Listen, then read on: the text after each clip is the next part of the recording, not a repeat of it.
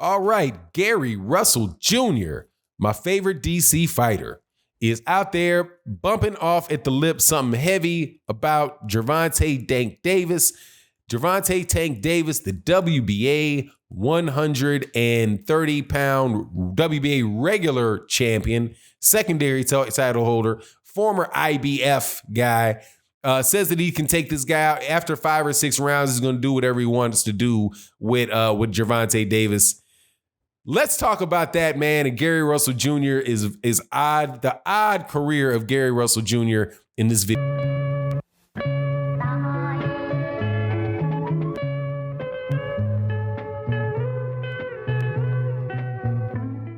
All right, welcome back to the channel, subscribers.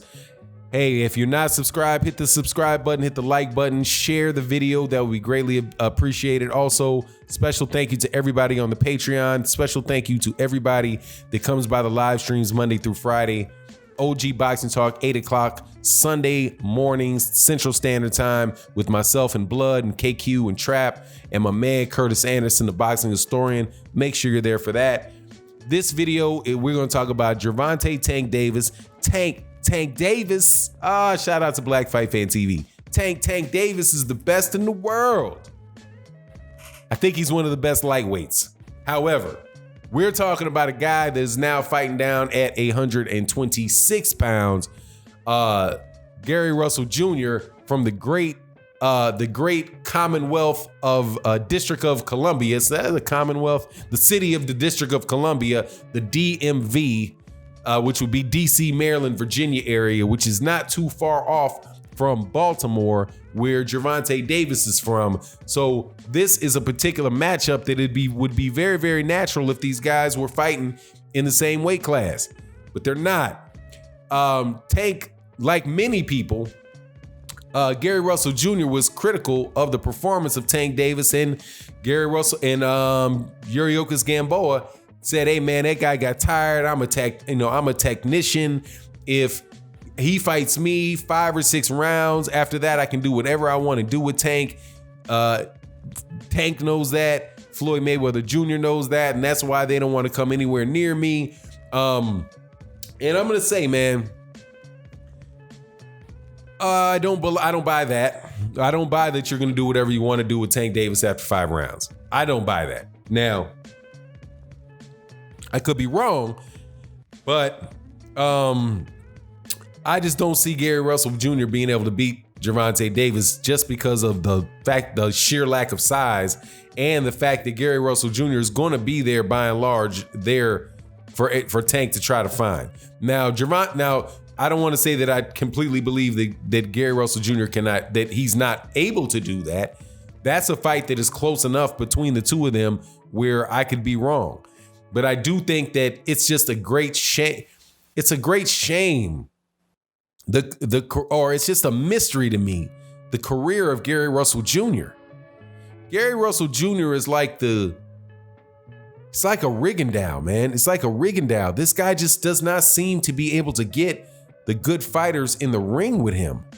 And I can see why the only very top-notch fighter that has gotten to the ring with him has been Vasily Lomachenko. And quite honestly, man, Gary Russell Jr. gave Vasily Lomachenko one of his best fights.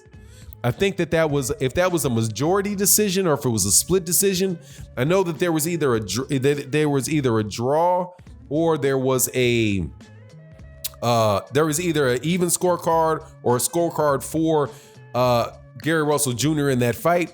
I definitely think Lomachenko won that fight, but it was nowhere near. It was not some incredibly super dominating performance where Gary Russell Jr. did not belong in the ring with Vasily Lomachenko.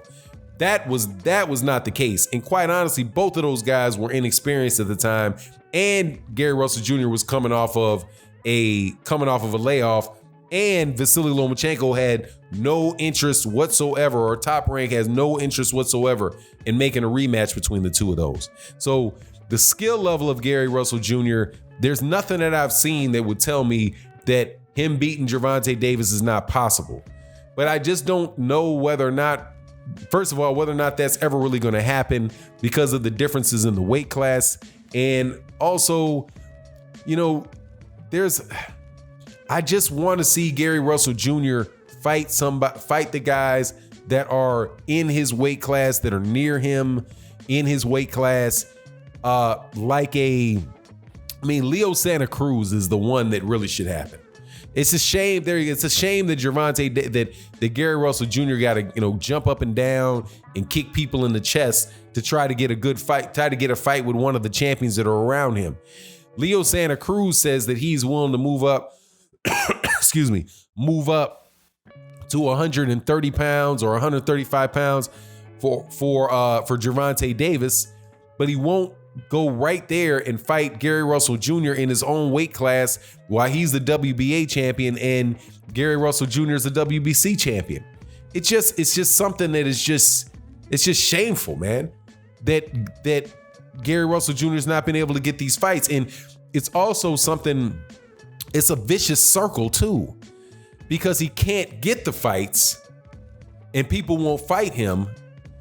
Then people will say that he's not a draw, but you can't be a draw unless you actually fight these guys. If Gary Russell Jr. was able to dominate Leo Santa Cruz like I think he would, I think that the Leo Santa Cruz Gary Russell Jr. fight, I think that's a one-sided fight for one-sided Gary Russell win. If Gary Russell Jr. was even able to get a Carl Frampton, if he was able to get, Abner Mares might be out of the picture, or an Abner Mares, somebody else that has a name to fight him, then he could become the draw that would allow other people that are really good to fight him. It just doesn't make this whole thing with him as a quandary. Now, he also fights one time a year, right? So I think maybe last year he might have fought twice, but there were several years where he would only fight one time a year. So there is a certain amount of, the issue was with him, because not fighting, people only get to see you fight every blue moon. It's like every time Gary Russell Jr. fights, and I'm a fan of Gary Russell Jr., I have to be reminded that Gary Russell Jr. is the champion, right? Like, oh, damn, Gary Russell Jr. Why haven't I thought about Gary Russell Jr.? Why aren't I making videos about Gary Russell Jr.? Well, Gary Russell Jr. only fights once a year. You know what I'm saying? So you don't, and sometimes when he fights at one time, it's not against anybody that you particularly want to see. It's against what's that guy's name, man? A little dude look like Oscar Escadon, something like that. Like, that was the only fight of the year. This guy's I think he's been reigning as the WBC 126-pound champion since 2005, but I don't think he's defended his belt more than 4 times. Or I don't think I know he's not defended it 7 times. He might have defended it 5 or 6 times. But his own inactivity, coupled with the fact that these people don't want to fight him, is just creating this thing where it's going to be almost impossible for him to get out of it.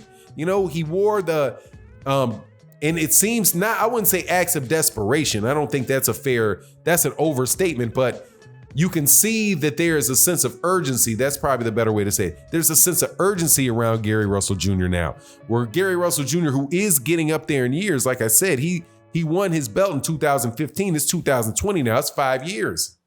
5 years at that weight class with that same belt and not being able to get the huge money fight. Now, the dude's not starving, right? And he's not wasting brain cells. So that's something that's beautiful about his particular situation. But this is the time for Gary to get these fights. Tank Davis, first of all, I can't see them making the fight. I can't see him making the fight just because Gary Russell Jr. doesn't have, he doesn't look, I hate to say this, but he has all the opportunity to make Tank look bad. Now, I don't think he'll beat Tank. I'm being real about it. But he does have an opportunity to make Tank look bad. And you can see how just through this last fight with Tank and Yuriorkis Gamboa, that if somebody halfway doesn't even look decent, because Yuriorkis Gamboa looked like crap in that fight. He got beat up from the beginning to the end. I still don't understand what people are making such a big deal about, except for Gervonta looked like he got gassed. Okay, he looked like he got gassed. He knocked him out in the 12th round with a flurry of shots. But anyway, all of this stuff, man, is just, it's winding up that Gary Russell Jr. is walking into not a wasted career, because that's an excellent career for anybody, but where Gary Russell Jr. has the talent level to be a Hall of Fame fighter. He has a very exciting fighting style. He's a terrific fighter, some of the fastest hands in boxing, and he is a technician, like he said. This guy has a talent. He has the talent level and the ability to be a Hall of Fame level fighter at 126 pounds, 130 pounds.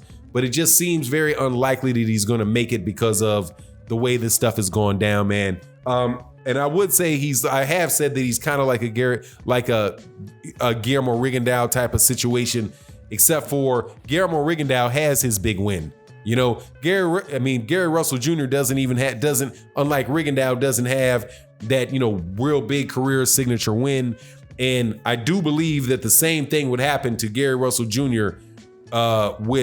With Tank that happened with Lomachenko and Rigondeaux. That size difference is real. And Gervonta Davis, unless Gary Russell Jr. is just, man, his defense is good, man, but I just have a hard time seeing that one. Anyway, it is what it is. Let me know what you think in the comment section. With that, I'm out. Peace.